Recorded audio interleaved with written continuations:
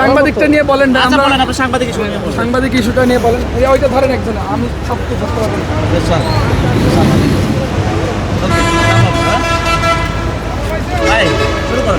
একটু জানতে চাই, আজকে আপনাদের যে ইনকিলাব মঞ্চ এবং পুলিশের সংঘর্ষের ঘটনায় সাংবাদিকদের কয়েক দফায় হামলা করেছে আপনার পুলিশ সদস্যরা, সেই বিষয়ে আপনি রমনার জন্য ডিসি হিসেবে কি ব্যবস্থা গ্রহণ করবেন জানতে চাই আপনার কাছ থেকে।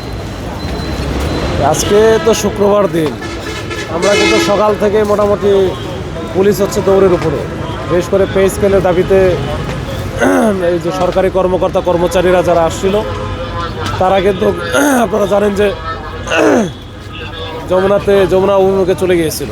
পরবর্তীতে আমরা তাদেরকে ডিসপার্স করি। তো এখানে পুলিশের সদস্যরা যারা ছিল তারা অনেক হয়রানির শিকার হয়েছে, অনেক কষ্ট করছে। এরপরে আবার এটা যখন শেষ হয়ে গেল বা মোটামুটি শেষের দিকে, আমিও তখন ওই সময়ে ওই পে স্কেলের দাবিতে যারা শহীদ মিনারে জড়ো হয়েছিল তাদের সাথেও কথাটা বলে ওইখান থেকে আমরা তাদেরকে মোটামুটি ওখান থেকে প্রোগ্রামটা শেষ করে তাদেরকে তারা চলে গেছে। তো এই সময় আমরা খবর পেলাম এখানে আবার একটু ঝামেলা হয়েছে, যে ইনকিলাব মঞ্চের যারা এখানে আন্দোলন করতেছিল তারা মানে ভিতরে ঢোকার চেষ্টা করছিল। এই সময় এখানকার যারা পুলিশ ছিল তাদের সাথে একটা মিসআন্ডারস্ট্যান্ডিং হয়েছে বা পাল্টা দেওয়া টাইপের হয়েছে।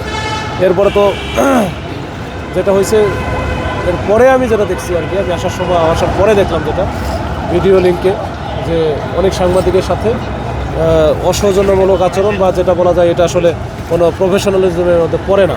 এটা আমি অত্যন্ত দুঃখিত এই বিষয়টা নিয়ে।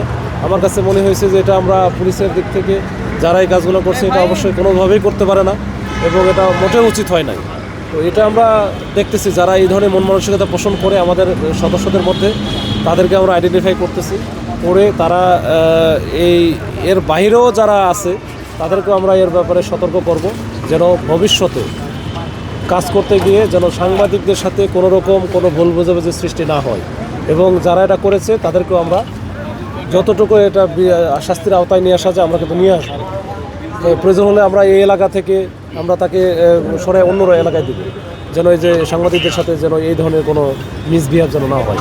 একটু বলি যে অনেকেই কিন্তু গণমাধ্যম কর্মীরা অনেকেই আইডেন্টিফাই করেছে এবং সেটা করতে সক্ষম হয়েছে এবং তাদের ছবিগুলো আছে, সেই বিষয়ে আপনারা শুধু কি বদলি দিয়েই এটা পরিশোধ করে দিবেন নাকি অন্য কোনো ব্যবস্থা নেবেন আজকের যে হামলা এবং নির্যাতন করেছে সাংবাদিকদের উপরে?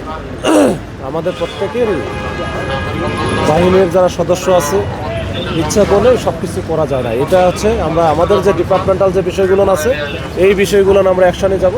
সেইটা যদি আমরা দেখি যে সে আসলে এখানে যেটা করছে সেটা হচ্ছে আমাদের যে বিধিবিধান সেটা ভঙ্গ করে কাজগুলো করছে, আমাদের কিন্তু ডিপার্টমেন্টাল অ্যাকশানের বিভাগীয় ব্যবস্থা আছে। তো এটার বাইরে তো আপনি বলতে পারেন না যে এখন তারে ধরে জেলে দেন বা মুক্তমুখ করেন। আমাদের যেটা সবচেয়ে বড় যে জিনিসটা, এই ধরনের মন মানসিকতা কেউ যেন পোষণ না করে।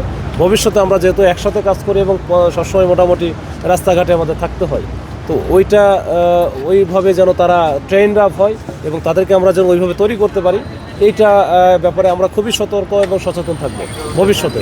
এবং আমি মনে করি আমরা যদি এই সময় থাকতাম বা কোনো সিনিয়র অফিসার যদি থাকতো তাহলে হয়তো এই ধরনের ঘটনা ঘটতো না। এটা আসলে এই সময় দেখলাম যে অনেকে মানে সিনিয়র অফিসারও ছিল না, এরা এদের মতো করে কাজ করে গেছে।